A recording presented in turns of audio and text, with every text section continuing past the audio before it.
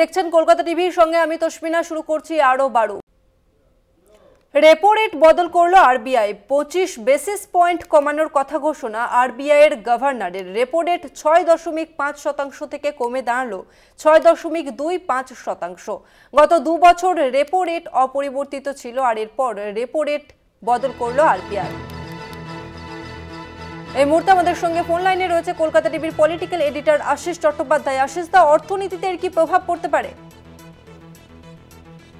Repo rate হচ্ছে সুদের সেই হার, যে হার বাণিজ্যিক ব্যাংক যখন রিজার্ভ ব্যাংক থেকে টাকা ধার নেয়, স্বল্পকালীন সময়ের জন্য টাকা ধার নেয়, তখন যে হারে রিজার্ভ ব্যাংকে সুদ দিতে হয়। অর্থাৎ রিজার্ভ ব্যাংক যে হারে বাণিজ্যিক ব্যাংকগুলোর থেকে সুদ নেয় সেটাই হচ্ছে রেপো রেট। রেপো রেট যেমন থাকে তার উপরে ব্যাংকগুলো যখন বাণিজ্যিক ব্যাংকগুলো যখন কর্পোরেট হাউস বা সাধারণ লোককে ধার দেয়, এই রেপো রেটের থেকে কিছুটা বেশি হারে তাকে ধার দিতে হয়। যেমন উদাহরণ হিসেবে বলা যেতে পারে 6.5% যখন রেপো রেট থাকে, তখন বাণিজ্যিক ব্যাংকগুলো 8-8.5%-এর কমে ধার দিতে পারে না। রেপো রেট যখন কমে আসে তখন যারা মূলত ব্যাংক থেকে ধার নেয় তাদের সুবিধে হয়, কেননা তারা কম সুদে ধার নিতে পারে। রেপো রেট 6.5% থেকে 25 বেসিস পয়েন্ট অর্থাৎ 0.25% কমাবার ফলে ব্যাংকগুলো রিজার্ভ ব্যাংক থেকে যখন টাকা ধার নেবে তাদেরকে কম সুদ দিতে হবে। তার ফলে তারা বাণিজ্যিক প্রতিষ্ঠানগুলোকে, কর্পোরেট হাউসগুলোকে এবং সামান্য অংশের সাধারণ মানুষও ধার নেন, তাদেরকে কিছুটা কম সুদের হারে টাকা ধার দিতে পারবে। এখন প্রশ্ন হলো যে অনেক দিন এটা অপরিবর্তিত ছিল, হঠাৎ রেপো রেট কমাবার দরকার হলো কেন? দেখা যাচ্ছে যে রেপো রেট যখন বাড়ানো হয় বা একটু উচ্চ স্তরে রাখা হয়, তার প্রধান কারণ মূল্যবৃদ্ধিকে নিয়ন্ত্রণ করা। কেননা যদি রেপো রেট বেশি থাকে, ব্যাংকগুলো যেমন টাকা ধার দেওয়ার সময় বেশি সুদ চায়, তেমনি আবার সাধারণ মানুষ যখন ব্যাংকে টাকা রাখেন, জমা করেন, ফিক্সড ডিপোজিট করলেন বা কিছু করলেন, তখন তারা একটু বেশি হারে সুদ পায়। সেই জন্য মানুষের মধ্যে সঞ্চয় প্রবণতা বাড়ে, খরচ করার প্রবণতা কমে, এবং সেই কারণে যেহেতু খরচ করছে না মানুষ, জিনিসপত্রের চাহিদা কমে, এবং জিনিসপত্রের চাহিদা কমলে জিনিসপত্রের দামও খানিকটা কমে। এই কারণেই রেপো রেটকে একটু উচ্চ হারে রাখার কথা বলা হয়। এই রেপো রেট অনেকটাই কম ছিল, প্রায় বছর দুয়েক আগে রেপো রেট বাড়তে শুরু করে এবং বাড়তে বাড়তে 6.5%-এ এসে অনেকদিন থিতু হয়েছিল। তার কারণ ভারত একটা উচ্চ মূল্যবৃদ্ধির জমানার মধ্য দিয়ে যাচ্ছে, জিনিসপত্রের দাম ক্রমাগত বাড়ছে এবং সেটা মাথা নামানোর কোনো লক্ষণ দেখা যায়নি। তাহলে এখন যে রেপো রেট কমানো হলো, এটা কি মূল্যবৃদ্ধি নিয়ন্ত্রণে এসেছে বলে? একেবারেই না। কেননা মূল্যবৃদ্ধি গত মাসেরও যে তথ্য আমাদের কাছে রয়েছে তাতে 5% মূল্যবৃদ্ধি হয়েছে, যেটা রিজার্ভ ব্যাংকের স্বস্তি সীমার অনেকটা উপরে। রিজার্ভ ব্যাংক মনে করে যে 4%-এর কাছাকাছি মূল্যবৃদ্ধি হচ্ছে স্বাভাবিক। সুতরাং এতটা চড়া মূল্যবৃদ্ধি সত্ত্বেও যে রেপো রেট কমানো হলো, তার একটাই কারণ, সেটা হচ্ছে কর্পোরেট মহল থেকে প্রবল চাপ তৈরি করা হচ্ছে কেন্দ্রীয় সরকারের ওপরে এবং রিজার্ভ ব্যাংকের ওপরে, যে তোমরা রেপো রেট কমাও যাতে আমরা সস্তায় ব্যাংক থেকে ধার পেতে পারি। এবং কর্পোরেটের সেই চাপের মুখে দাঁড়িয়ে পরশুদিন এবং তার আগের দিন অর্থমন্ত্রী নির্মলা সীতারামন নিজে, অপর কেন্দ্রীয় মন্ত্রী পীযূষ গোয়াল এবং কেন্দ্রীয় সরকারের বড় বড় আমলারা তারা সুদ কমাবার পক্ষে সওয়াল করেছিলেন। তখনই বোঝা যাচ্ছিল যে কেন্দ্র প্রবল চাপ দিচ্ছে আরবিআই এর ওপরে রেপো রেট কমাবার। সেই ঘটনাটাই ঘটলো, আজকে রেপো রেট কমলো। এর ফলে মূল্যবৃদ্ধি আবার মাথাচাড়া দিতে পারে। 5.22% মূল্যবৃদ্ধি গত মাসে ছিল, এই মূল্যবৃদ্ধি আবার মাথাচাড়া দিতে পারে। তখন কিন্তু সাধারণ মানুষকে আরো বেশি সমস্যার মধ্যে পড়তে হবে বলে মনে করা হচ্ছে। ধন্যবাদ আপনাকে আশিস। আমরা কথা বললাম পলিটিক্যাল এডিটর আশিস চট্টোপাধ্যায়ের সঙ্গে।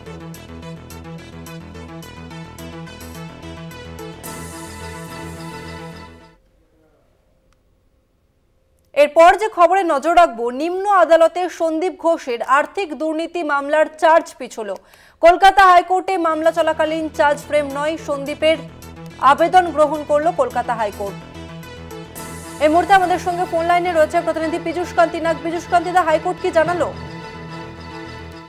দেখো, সন্দীপ ঘোষ, সুমন হাজরা, আতিশ পান্ডে যে তিনটি আবেদন জানিয়েছিল, তাদের আবেদনের মূল বিষয়বস্তু ছিল কলকাতা হাইকোর্টে গত 28 জানুয়ারি বিচারপতি তীর্থঙ্কর ঘোষ নিম্ন আদালতে চার্জ ফ্রেমে আর্থিক দুর্নীতি মামলার চার্জ ফ্রেমের নির্দিষ্ট সময়সীমা বেঁধে দিয়েছিলেন। আবেদনকারীদের দাবি যে সিবিআই এর পক্ষ থেকে এখনো পর্যন্ত সম্পূর্ণ নথি তারা হাতে পাননি এবং সিবিআই যে দীর্ঘ পাতার যে নথি তাদেরকে দিয়েছে সেই নথি পর্যবেক্ষণ করে এত তাড়াতাড়ি চার্জ ফ্রেম করে বিচারপতি ট্রায়ালে যোগদান করা সম্ভব নয়। এছাড়াও আইন অনুযায়ী চার্জ ফ্রেমের পূর্বে ডিসচার্জ পিটিশন অর্থাৎ মামলা থেকে অব্যাহতি পাওয়ার যে আবেদন, সেই আবেদনের সময়সীমা লাগে। ভারতীয় ন্যায় সংহিতা আইন অনুযায়ী যে কোনো অভিযুক্তকে চার্জশিট পেশ করা অর্থাৎ চার্জশিটের প্রতিলিপি পাওয়ার 60 দিন সময়সীমা ধার্য করা আছে, তারপরেই কিন্তু চার্জ ফ্রেম করা যাবে। এক্ষেত্রে সেই সময়সীমা দেওয়া হয়নি, এমনটাই আবেদন জানিয়ে বিচারপতি জয়মাল্য বাগচি ও বিচারপতি শুভেন্দু সাহার কাছে আবেদন জানান সন্দীপ ঘোষ সহ তার অন্যান্য অভিযুক্তরা। বিচারপতি জয়মাল্য বাগচি পরিষ্কার জানিয়েছেন পর্যবেক্ষণে যে এই মামলাটি যথেষ্ট গুরুত্বপূর্ণ, এটি সাধারণ মামলা, এটি এক্সেপশনাল কেস। সুতরাং এক্ষেত্রে এই মামলার নিম্ন আদালতে বিচার প্রক্রিয়া স্পিডি অর্থাৎ দ্রুত হওয়া প্রয়োজন। কিন্তু এই দ্রুত মামলার বিচার প্রক্রিয়া দ্রুত করা মানে এই নয় যে অভিযুক্তরা তাদের আইনি সুযোগ সুবিধা থেকে বঞ্চিত হবে। সুতরাং এক্ষেত্রে তারা যাতে আইনি সুযোগ সুবিধা সঠিকভাবে পান এবং নিম্ন আদালতের বিচার প্রক্রিয়ায় আত্মপক্ষ সমর্থনের যথেষ্ট সুযোগ পান, সেদিকে বিশেষ লক্ষ্য রাখতে হবে। তাই আদালত আবেদনকারীদের আইনজীবীদের মতামত শোনার পর আদালত নির্ধারণ করেছে এবং নির্দেশ জারি করেছে এই মামলায় যাতে অন্যান্য অভিযুক্তদের সংযুক্ত করা হয়। তার কারণ এখানে বিচারপতি মনে করেছেন আজ যে 3 জন অভিযুক্ত আদালতে আবেদন জানিয়েছেন, পরবর্তীকালে অন্যান্য অভিযুক্তরাও যখন আসবে সেখানে সময় নষ্ট হতে পারে ট্রায়ালের ক্ষেত্রে। তাই তিনি একসাথে সব অভিযুক্তকে এই মামলায় সংযুক্ত করার নির্দেশ দিয়েছেন সিবিআইকে। পাশাপাশি তিনি এও নির্দেশ দিয়েছেন যে আবেদনকারীদের দাবি যে তারা সম্পূর্ণ এখনো আরইউডি এবং নন আরইউডি অর্থাৎ যে সমস্ত নথি আজ তাদের পেয়েছেন এর বাইরেও অনেক নথি আছে যেগুলো তারা পাননি। সুতরাং তাদের স্যাটিসফ্যাকশনের জন্য বিচারপতির নির্দেশ যে আগামী শনি এবং রবিবার সকাল 10টার মধ্যে এই অভিযুক্তদের আইনজীবীদের সিবিআই অফিসে যেতে হবে এবং তারা এখনো পর্যন্ত কোন নথি পাননি সেই নথিগুলিকে তাদের সিবিআই এর অফিস আধিকারিকদের জানাতে হবে। শনি এবং রবিবারের মধ্যে সিবিআইকে সমস্ত নথি হস্তান্তর করতে হবে অভিযুক্তদের। এরপরে আগামী সোমবার নিম্ন আদালতে অভিযুক্তদের আইনজীবীরা নিশ্চিত করবেন যে তারা সমস্ত নথি পেয়েছেন এবং আগামী মঙ্গলবার তারা উচ্চ আদালত অর্থাৎ কলকাতা হাইকোর্টে বিচারপতি জয়মাল্য বাগচি ডিভিশন বেঞ্চের কাছে নিশ্চিত করবেন যে তারা সমস্ত নথি পেয়েছেন। সেই নিশ্চিত হবার পরই আদালত পরবর্তী পদক্ষেপ গ্রহণ করবে। এক্ষেত্রে আইনজ্ঞ মহলের মতে ওই নথি পাওয়ার পর আদালত একটি নির্দিষ্ট সময়সীমা বেঁধে দেবে এবং তারপরই চার্জ ফ্রেমের নির্দেশ জারি করবে। এক্ষেত্রে আদালত আরেকটি বিষয় বিশেষভাবে উল্লেখ করেছে যে প্রিভেনশন অফ করাপশন অ্যাক্ট অর্থাৎ মানি লন্ডারিং যে অ্যাক্ট, সেই অ্যাক্টের 19 নম্বর ধারায় কিন্তু পরিষ্কারভাবে বলা আছে যে অভিযুক্তদের যদি সরকারি হয় তাহলে সেক্ষেত্রে অনুমোদনের জন্য 3+1 অর্থাৎ 4 মাসের সময়সীমা লাগে। কিন্তু এখানে অনুমোদনের জন্য সরকারি অভিযুক্তদের অনুমোদনের জন্য রাজ্য সরকার 2 মাসের মাথায় অনুমোদন নিয়েছে, কিন্তু এখনো শিক্ষা ক্ষেত্রে অনুমোদন আসেনি। এর ফলেই ট্রায়াল বিলম্ব হচ্ছে। তাই এই বিষয়ের উপর নজর রেখে যাতে দ্রুত ট্রায়াল সম্ভব হয়, নিষ্পত্তি সম্ভব হয়, তাই বিচারপতি এই পর্যবেক্ষণ এবং এই নির্দেশ। তবে আজকে কলকাতা হাইকোর্টের এই রায় একদমই। আর চার্জ ফ্রেম হচ্ছে না আলিপুর আদালত। একদমই পীযুষ, তুমি আমাদের সঙ্গে থাকো।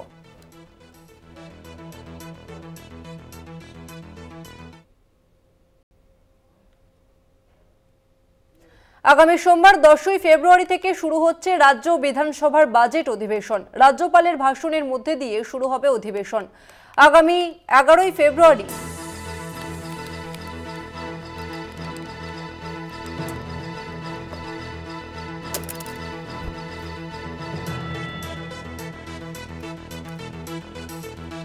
আগামী সোমবার 10ই ফেব্রুয়ারি থেকে শুরু হচ্ছে রাজ্য বিধানসভার বাজেট অধিবেশন। রাজ্যপালের ভাষণের মধ্য দিয়ে শুরু হবে অধিবেশন। আগামী 12ই ফেব্রুয়ারি বিধানসভায় রাজ্যের বাজেট পেশ করবেন অর্থমন্ত্রী চন্দ্রিমা ভট্টাচার্য। এই মুহূর্তে আমাদের সঙ্গে ফোন লাইনে রয়েছে প্রতিনিধি দেবাশিস সেনগুপ্ত। দেবাশিস, তার রাজ্য বাজেট পেশ হবে এরপর থেকে কি জানা যাচ্ছে? দেখো, আজ শুরু হবে, সোমবার থেকে অর্থাৎ 10 তারিখে শুরু হবে রাজ্য বিধানসভার বাজেট অধিবেশন এবং আজ সেই বিধানসভা অধিবেশনের কিন্তু আজকে সর্বদলীয় বৈঠক রয়েছে আর কিছুক্ষণ পরেই সেখানে শুরু হবে সর্বদলীয় বৈঠক। এই বৈঠক থেকেই ঠিক হবে কিন্তু পরবর্তীকালে যে এইবারের যে বিধানসভা বাজেট অধিবেশন থাকবে সেই বাজেট অধিবেশনে কি কি থাকবে, কোন কোন বিল বা কি কি কার্যবিবরণী তার কিন্তু আজকেই আলোচনা হবে। বিএ কমিটি রয়েছে এরপরেই এবং এই বিধানসভার অধিবেশনে মূল যে বিষয় বা রাজ্যপালের ভাষণের মধ্যে দিয়ে শুরু হবে অধিবেশন। আগামী 10 তারিখে 12 তারিখে রাজ্যের বাজেট পেশ করবে রাজ্যের অর্থমন্ত্রী চন্দ্রিমা ভট্টাচার্য। আর এটাই কিন্তু 2026-এর নির্বাচনের আগে, বিধানসভা নির্বাচনের আগে শেষ পূর্ণাঙ্গ বাজেট হচ্ছে সরকারের। এরপরে যে বাজেট হবে অর্থাৎ 2026-এ যে বাজেট হবে অর্থাৎ 26-27 অর্থবর্ষের জন্য সেটি কিন্তু ভোট অফ অ্যাকাউন্টসে পাস করা হবে। অর্থাৎ পূর্ণাঙ্গ বাজেট বলতে গেলে এই সরকারের কিন্তু এটাই শেষ পূর্ণাঙ্গ বাজেট। অর্থাৎ বলা যেতে পারে এই একদিকে যেমন এই বাজেট অধিবেশন যেমন সাধারণ মানুষের অনেকেই কিন্তু রয়েছে যে মুখ্যমন্ত্রী মমতা বন্দ্যোপাধ্যায়ের প্রকল্প আর নতুন করে কি মানুষকে দেয়, কারণ ইতিমধ্যেই মানুষ কিন্তু মমতা বন্দ্যোপাধ্যায় যে প্রকল্পগুলো আছে তা পেয়ে কিন্তু দুহাতে আশীর্বাদ দিচ্ছে এবং সেই জায়গায় দাঁড়িয়ে মানুষের কিন্তু আশা ভরসা রয়েছে যে বাজেটে হয়তো সাধারণ মানুষ, গরিব মধ্যবিত্ত মানুষের জন্য কিছু রাখবে রাজ্য সরকার। আর ঠিক সেইটা মাথায় রেখেই কিন্তু অধিবেশন শুরু হবে আগামী 10 তারিখ থেকে এবং এই 10 তারিখে অধিবেশন শুরু হবে রাজ্যপালের ভাষণের মধ্যে থেকে 12 তারিখে পেশ করবে রাজ্যের অর্থমন্ত্রী চন্দ্রিমা ভট্টাচার্য বাজেট পেশ করবেন। ধন্যবাদ তোমাকে দেবাশিস। আমরা কথা বললাম প্রতিনিধি দেবাশিস সেনগুপ্তের সঙ্গে।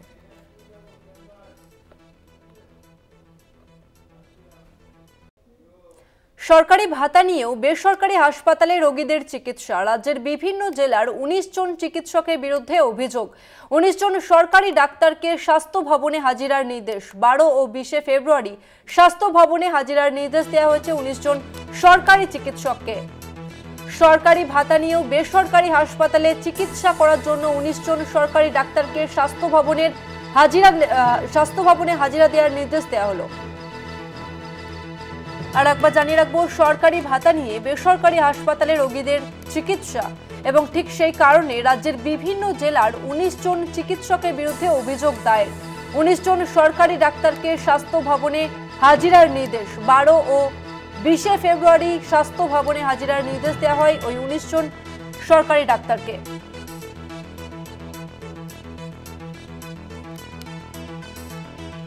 রাজ্যের বিভিন্ন জেলার 19 জন ডাক্তারকে স্বাস্থ্য ভবনে হাজিরার নির্দেশ।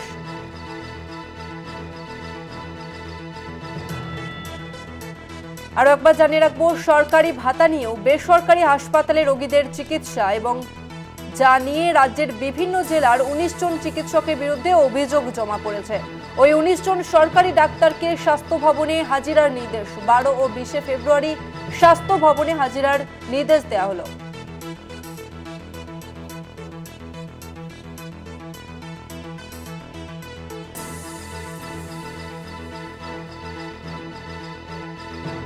সরকারি ভাতা নিয়ে বেসরকারি হাসপাতালে রোগীদের চিকিৎসা এবং এই ঘটনায় 19 জনের নাম উঠে আসে এবং সেই 19 জন সরকারি চিকিৎসকের বিরুদ্ধে অভিযোগ জমা পড়ে। 19 জন সরকারি ডাক্তারকে স্বাস্থ্য ভবনে হাজিরার নির্দেশ। 12 ও 20 ফেব্রুয়ারি স্বাস্থ্য ভবনে হাজিরা দেওয়ার নির্দেশ দেওয়া হয় ওই 19 জন সরকারি চিকিৎসককে।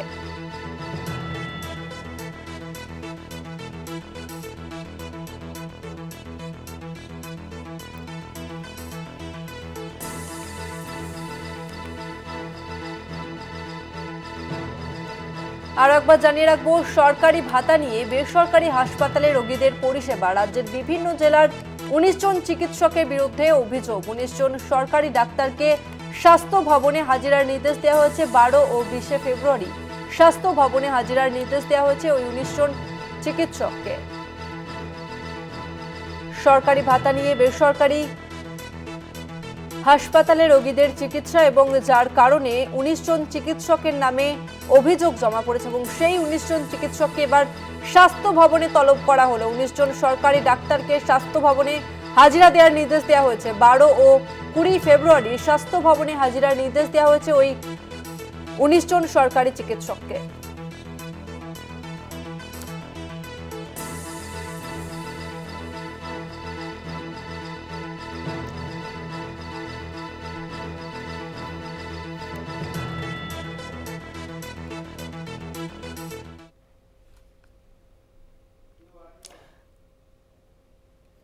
এই মুহূর্তে যে খবরের দিকে নজর রাখবো, মহিলাদের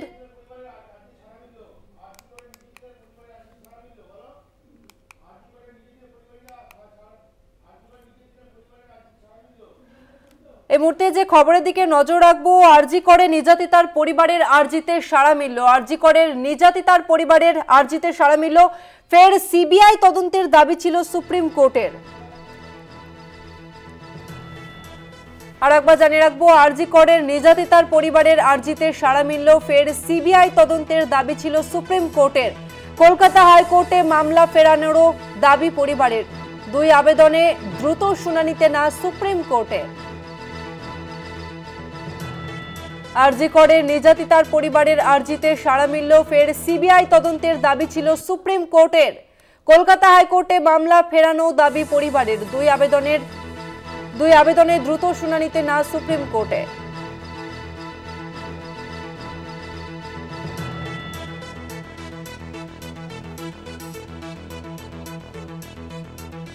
আর একবার জানিয়ে রাখবো, আরজি করে নির্যাতিতার পরিবারের আরজিতে সাড়া মিলল। ফের সিবিআই তদন্তের দাবি ছিল সুপ্রিম কোর্টের। এ নিয়ে আমরা আরো বিস্তারিত জানবো। আমাদের সঙ্গে ফোন লাইনে রয়েছে প্রতিনিধি পীযূষ কান্তি নাগ। পীযূষ দা, দেখো, নির্যাতিতা পরিবারের পক্ষ থেকে সুপ্রিম কোর্টের দৃষ্টি আকর্ষণ করা হলে তাতে কোনো রকম ভাবে সে কর্ণপাত করলেন না প্রধান বিচারপতি সঞ্জীব খান্না। প্রধান বিচারপতি পরিষ্কার জানিয়ে দিলেন এই আবেদনে দ্রুত শুনানির কোনো প্রয়োজন নেই এবং তিনি পরিষ্কার উল্লেখ করেছেন নো হারি, অর্থাৎ সুপ্রিম কোর্টে নির্যাতিতার পরিবারের পক্ষ থেকে যে আবেদন জানানো হয়েছে সেই আবেদনের শুনানি আইনজ্ঞ মহল মনে করছে আরজিকর মামলার যে শুনানি 17ই মার্চ নির্ধারিত আছে ওই নির্দিষ্ট দিনেই এই মামলার শুনানি গ্রহণ করা হবে। মূলত নির্যাতিতার পরিবারের পক্ষ থেকে এর আগে সুপ্রিম কোর্টে একটি আবেদন জানানো হয়। সেই আবেদনকে প্রধান বিচারপতি সঞ্জীব খান্না পরামর্শ দেন প্রত্যাহারের এবং পাশাপাশি নতুন করে আবেদনের পরামর্শও তিনি দিয়েছিলেন। সেই মোতাবেক নির্যাতিতার পরিবারের পক্ষ থেকে সিবিআই এর পুনরায় তদন্ত এবং মামলা কলকাতা হাইকোর্টে ফেরানো হোক, এই দুটি আবেদন নিয়ে সুপ্রিম কোর্টে মামলা দায়ের করা হয়।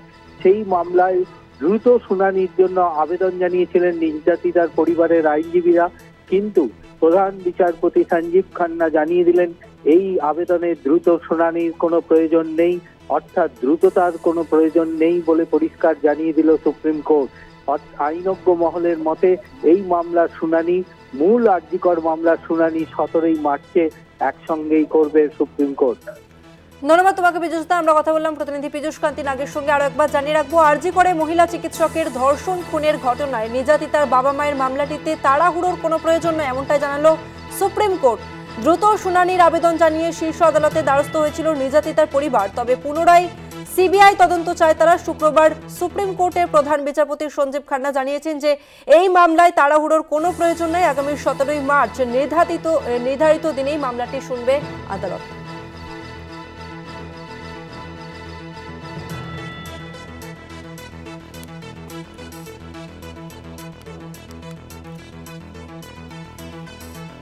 এই আবেদন নিয়ে নির্যাতিতার পরিবার প্রথমে কলকাতা হাইকোর্টের দ্বারস্থ হয়েছিল। সেখান থেকে বলা হয় যে এই মামলাটি শোনার জন্য হাইকোর্টের প্রধান বিচারপতির বেঞ্চ বা সুপ্রিম কোর্টের অনুমতি লাগবে এবং ঠিক তখন শীর্ষ আদালতে দ্বারস্থ হওয়ার নির্যাতিতার বাবা মার 17ই মার্চ শুনানির দিন স্থির করা হয়।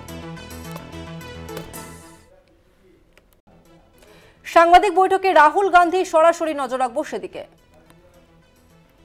In Maharashtra, and we want to bring to the notice of the people of India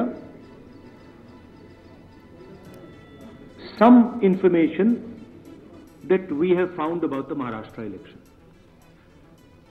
We've studied in detail the voter lists, the voting patterns, and we've had a team who is working on this now for some time. And there are many irregularities that we have found. I want to place on the table a few things that I think it is important for the country, especially the young people who defend democracy, believe in democracy, to see and understand. So I'd like to start. Well, that's Ambedkar ji, who helped build the constitution of our country, and he says the electoral roll is a most fundamental thing in a democracy. It was of the utmost importance that elections should be freed from any kind of interference. The election machinery should be outside the control of the executive government. Now, this is really the question here. I'd like to give a little bit of a background. Election commissioners were chosen by a committee which included the Chief Justice, Leader of Opposition, Prime Minister. That was changed. It was changed by the government, by the Prime Minister. The Chief Justice was removed from that committee, and a BJP person was added to that committee. That's the first step. Second step, immediately before the Lok Sabha elections, election commissioner was removed. 2 new election commissioners were put in place. But this press conference is specifically about Maharashtra, and I'd like to give you some details about what we have found about the Maharashtra elections. And these are, of course, some questions to the Election Commission. Question number 1. In 5 years, between Vidhan Sabha 2019 and Lok Sabha 2024, 32 lakh voters were added on the electoral rolls of Maharashtra. However, in a period of 5 months between Lok Sabha 2024, which these parties won, and Vidhan Sabha 2024, 39 lakh new voters were added in Maharashtra. Now the question is, why are more voters being added in 5 months after the Lok Sabha election than are being added in 5 years prior? Who are these 39 lakh people? To give an idea of what happened here, that is the equivalent of an Indian state. The state of Himachal Pradesh has an equivalent number of voters. That the voting population of Himachal Pradesh was added to the voting list of Maharashtra after Lok Sabha elections. Second point, very interesting point. Why were there more registered voters in Maharashtra than the entire voting population of Maharashtra? According to the government, the population of Maharashtra is 9.54 crores. According to the Election Commission, there are more voters in Maharashtra than there are people in Maharashtra. Now this is an obvious anomaly, right? Somehow voters have suddenly been created in Maharashtra.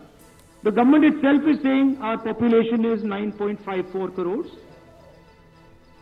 and the Election Commission has more voters than people in Maharashtra. It's the second question. And the third question, which is an example of many places, one of many places which we have found. The thing to understand is the number of voters who voted for these three parties has not reduced within Lok Sabha and Vidhan Sabha. We have got the same amount of votes. And here is an example. So the Congress vote in Lok Sabha 2024 is 1.36 lakh votes. In Vidhan Sabha, we get 1.34 lakhs, very close. 35,000 new voters are added. And BJP in Lok Sabha gets 1.9 lakh votes. And then in Vidhan Sabha, they get 1.75 lakh votes. And most of those voters that provided the BJP with their victory come from those 35,000 new voters who have been added. And this is not the case in only one constituency. It is the case in multiple constituencies. It is the case in Shiv Sena constituencies, Congress constituencies, NCP constituencies. Now, these are fundamental questions. And we have been saying to the Election Commission that we are finding anomalies. We need the voter list, names, addresses of the voters of Maharashtra. We need, yes, with photographs. We need the voter list of the Lok Sabha election. We need the voter list of the Vidhan Sabha election. Because we want to understand exactly who these new additional... There is another factor in this, which we have also found, which we want to understand. There are many voters that have been deleted. Voters who are in one booth who have been transferred to another booth. Most of these voters come from Dalit communities, tribal communities, minority communities. Right? So we want to understand this. And we have made repeated requests to the Election Commission. They have not answered us. The leader of the opposition has said this in Parliament House. The Election Commission has not responded. Now, the only reason they would not respond is that there is something wrong with what they have done. I am not making any accusations. I am presenting data here clearly. And I am asking the Election Commission again. The three major opposition parties of Maharashtra are asking you for the voter list of Lok Sabha and the voter list of Vidhan Sabha elections. It is your duty to provide transparency in the election. It is not our responsibility to provide transparency in the election. So it is important that now, after repeated requests from the entire opposition here, that the Election Commission hands over the voter list so we can take our investigation to its logical conclusion. I'd like to just say this in Hindi as well. Parliament house में मैंने अपने भाषण में कहा कि महाराष्ट्र के चुनाव में हमारी एनालिसिस के बाद वोटर लिस्ट पे कोई सवाल उठे हैं। मैं आज हिंदुस्तान के युवाओं को ये डेटा दिखाना चाहता हूं। सबसे पहला सवाल, 5 साल में जितने वोटर लिस्ट में ऐड किए गए थे, उससे ज्यादा वोटर महाराष्ट्र में 5 महीनों में ऐड हुए हैं। 32 लाख वोटर्स विधानसभा 2019 एंड 2024 के बीच में। 39 लाख वोटर्स, मतलब हिमाचल का जो पॉपुलेशन है वो ऐड कर दिया लोकसभा 2024 एंड विधानसभा 2024 के बीच में। ये पहला सवाल है। ये जो एडिशनल वोटर्स ऐड किए हैं, ये हैं कौन, ये कहां थे और ये कहां से आए? पहला सवाल। दूसरा सवाल, बहुत महत्वपूर्ण सवाल, महाराष्ट्र का पॉपुलेशन सरकार के मुताबिक महाराष्ट्र का अडल्ट पॉपुलेशन सरकार के मुताबिक 9.54 करोड़। महाराष्ट्र का adult population 9.54 crore. Election commission के मुताबिक महाराष्ट्र में 9.7 करोड़ वोटर्स हैं।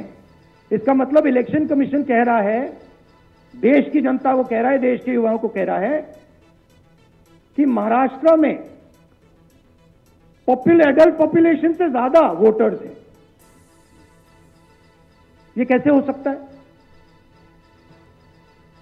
तीसरा सवाल, ये एक उदाहरण है, कामठी विधानसभा। यहां पे कांग्रेस पार्टी को लोकसभा में 1.36 लाख वोट मिला है।